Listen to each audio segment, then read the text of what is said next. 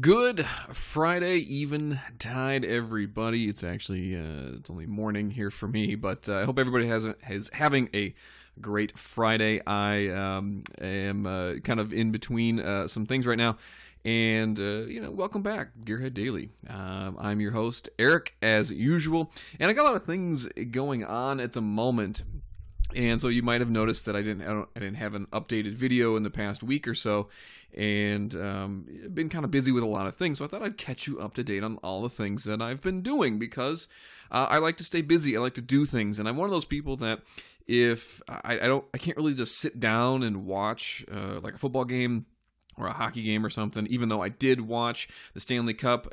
Go Blues.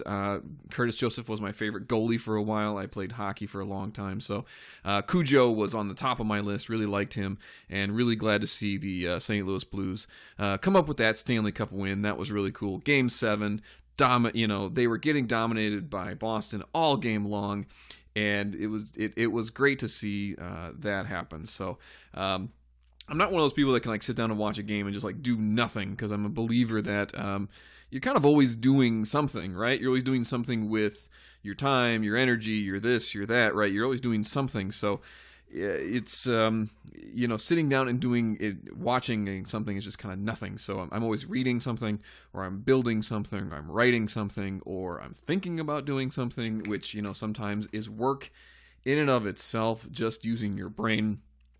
Which, by the way, if you've never seen the movie Die Fallscher, is really excellent. It's a movie about World War II and counterfeiting certain kinds of money and dollars and everything to ruin other economies. Excellent movie called Die Fallscher. It's also nicknamed The Counterfeiter, which is a great movie. And there's a scene in there where the Nazi comes up and hits the guy in the back of the head and says, "Get back to work." And he says, "Well, I was thinking, and thinking is work." Sometimes it's not physical labor all the time. Sometimes you have to use your brain a little bit. So I wanted to catch you up to speed on kind of what I'm doing and possibly some things coming on down the road if you're interested. I really do want to appreciate everybody who has subscribed in the past few days. That's really awesome, even though I haven't put anything out of note. But I thought I'd give you some updates. So here we go. First update is I'm building a table, and I'm going to show you a little bit of the process. I'm not done with it yet, but I'm cutting and welding and doing all sorts of great stuff. And I do want to show you. It is not my original design, although I did tweak it a little bit to be more closer to what my style is, the natural style. So I just want to turn you on to a guy named Scott Turner. He's got about 100,000 subs, and he makes some really cool custom furniture art pieces that are really cool. So I want to give credit to him, credit where credit is due. He gave me the inspiration to make my table. I will give you a link in the description. His channel is Scott Turner, also known as Form Industrious. So shout out also to the Le Mans happening tomorrow. If you have a chance, check out the Le Mans. I know there's going to be a YouTube feed or something. Sky Sports or something is going to do it. I love and do that, and I know I just said I can't sit down and watch it, but holy cow, I'm one of those people that is just fascinated with Le Mans and 24-hour races. So I'm not going to watch every single lap of it, but I guarantee you I'm going to be watching a huge chunk of it and recording it as well. So please, go watch that. It is the pinnacle of all motorsport, in my opinion. That is Le Mans. There is nothing greater, in my opinion. So shout out to Le Mans, but also shout out to Scott Turner here, who inspired me to make this table. And I'll put a link in the description, so thank you, Scott, for the inspiration. So let me show you kind of the things that I've been doing. If you're not friends with me on Facebook, totally cool. I do post a lot of things. So I did make a prototype ring. This one just happens to be black marble that I ground up and put into a stainless steel band. No big deal. This one was a bit of an experiment with titanium, copper, and blue lapis. So it didn't quite turn out exactly the way I wanted, but it was close, and I've been wearing it for a little bit just to see what's up. So my Corvette, I also exploded the front splitter on it, and I went to holy cow, I went to GM to see if I could get a new splitter because they're carbon fiber. And the original replacement for my car is 1,100 dollars. And I assure you, I will not pay 1,100 dollars when the aftermarket doth provideth with something that is fiberglass and $200, and nobody is the wiser. So, if you want to know how that happened, I hit a cone doing about 65 miles an hour, and that's what'll happen to carbon fiber if you hit a cone at about 65 miles an hour. So. That has been replaced. Here's another photo of it. Virtually the same. They didn't come with any holes, so I had to kind of make my own. But yeah, you know what it is. I also did a TED Talk, so that's the other thing. You can go on YouTube and check out my TED Talk. A couple hundred people have looked at it so far, but it's me telling a couple funny stories about work and kind of how I've gotten to where I am to be. So look at that handsome devil right there. You're right. Sorry, ladies, I'm taken. So anyway, I did a TED Talk. It was a lot of fun at Woodbury High School here in Minnesota. A lot of fun. I really appreciated being invited to it. The two lead folks here are here in the middle, and really nice kids, and had a lot of great time, met some really interesting people, and their instructions to me, which was really funny, was, Eric, you're going last, and we don't have anybody who's funny, so can you be funny? And I'm thinking, well, there's a first time for everything, so, why not? So I had a great time doing that, and that was another thing that I've been doing in the meantime.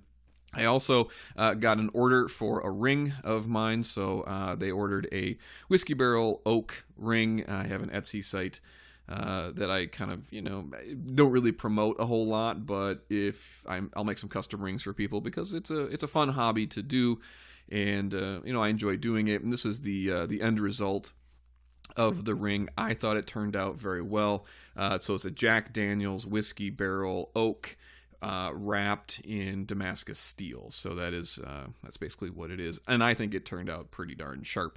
Hopefully, whoever is getting this and receiving it enjoys it to its fullest. And, I wish you a long marriage. So good luck with that.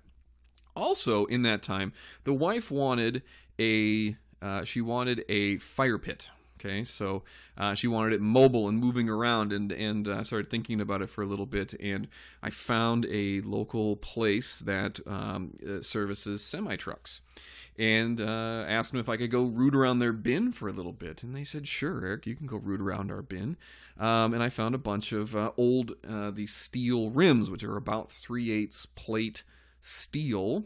And I said, how much for a tire rim? These are steel, and they're heavy. These things are probably 60, 70 pounds a piece. And they said they're 24 by 8.5, I think. And they said, well, $10 a piece. I said, sold. I took 2 of them. And I decided, you know what, I'm going to turn these around. And I thought about doing like a keg style with a hole in it and a door. But in reality, when the wife came out, she said, I like it when you put them back to back, like in tandem, like they would be on the actual tractor itself. So what you end up with is something like this. And then I painted it in some high temp, header paint, some VHT paint, nothing fancy, but it is mobile. So that was the big criteria. Was she says, well, I want to be able to move it. I don't want a ring like in the middle of the yard or something. I want to be able to move it. So this was quite easy. All I had to do really was take these 2 rims, put them back to back, weld a plate in the bottom of it, as you can see here. And for a 110 welder with no gas, hey, it worked, right? So it worked out quite well. The wife was happy. She enjoyed it. So the other thing that I've been doing is I've been hanging out at my son's school a couple times a week now that school is out, and I've been reading to the class. And one of the things that I really like doing is I like reading stories. And many people don't know this, but I've been reading to my son Harry Potter, and I'm like almost done with the 5th book, which is 850 pages. I do all the voices, I do everything, and try and make them unique, and they're all very different. And it's so I get invited to read to my son's 3rd grade class a couple times a week, and just to get a different voice and a different thing. And we were reading a story about Odin and Thor, so they decided to all draw me little pictures of Thor as a thank you for I'd say 6 weeks of reading 2 to 3 times a week to the group, and it was a lot of fun. And they wrote little notes to me. Thank you for reading for us. I hope you like the picture. You have an awesome voice for characters. So I really try to make it unique and interesting and that sort of thing. So I'll get to the table in a second, but my son decided, this reminds me, it's pretty funny. He grabs my sunglasses. We're at Culver's, and he takes this out, and he goes, I'm going to do an impression of Dad, and he goes, car stuff, transmissions, cool stuff, video games, car stuff. And it just cracked me up, and it was just 100% accurate. So on to the table. The table I've been doing started off as a 1/8 plate of steel, so a 2x2 plate steel. I then drew my design. Again, I got kind of the inspiration from Scott Turner, so credit where credit's due. Took his rough sketch, made my own version, and decided to kind of put my own flavor to it. And a friend of mine let me use his plasma cutter, so thank you for that. I realized I suck at plasma cutting, but it did make the job fairly easy. Clamped them together and decided to make 2 kind of matching ones by grinding them, and it took a fair amount of work. And shout out to my boy Montana for these stencils, who helped me kind of make these stencils, and with some acid burned through kind of a very thin layer of the steel. And that's what it looks like. I thought it was pretty cool. Turns out pretty cool. It's got some patina to it. It's not perfect, and that's the idea. We want it to look a little aged and old. And our family logo, which is the wolf, McClellan is old Gaelic. If you go back far enough, basically means son of the wolf. So the wolf is our family logo. And so I thought that was pretty cool.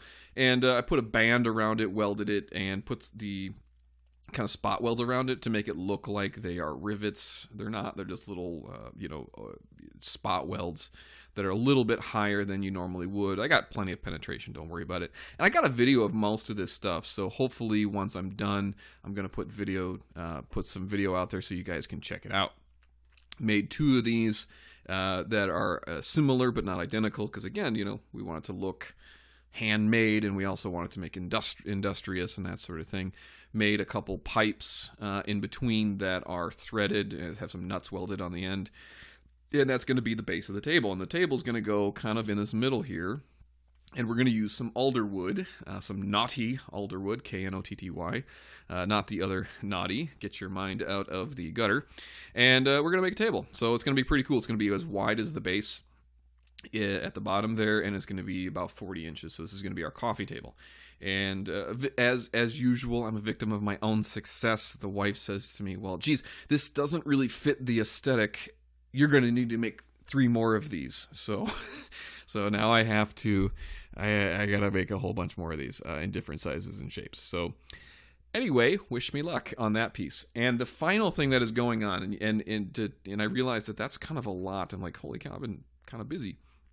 Is on top of my normal job, all the things that I normally do, I was contacted to write yet another book. And after some research, I finally, in my hot little hands, do I have a contract. So if you're not aware, I have written 2 other books. One on the swapping of the LS motor into Firebirds and Camaros of 1st and 2nd gen. It does work for other variations too, but the part numbers will be slightly different if you don't want to. But the principle is the same. You could do the same thing to other builds too, so it's pretty easy to translate. It doesn't have to be. It could be a Monte Carlo. It's basically the same design. And the other one is building max performance engines with Myron Cottrell, who has passed away recently.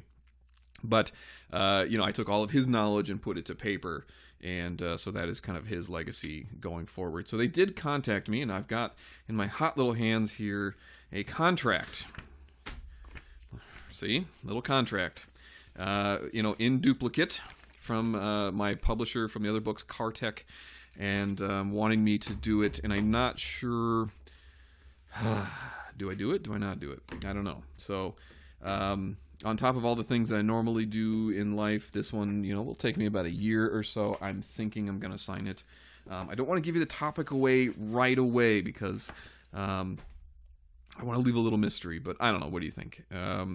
So, should I do it? Should I not do it? I enjoy doing it. Trust me, you don't get paid a lot of money writing a book. It's more of a passion, a project more than anything, and it's something that you kind of want to have to do in life. I don't discourage people from doing it if they want to do it, but at the same time, just be aware of what you're getting into. So, hey, that's what's been going on with me. I appreciate everybody's, following me and following kind of what's going on.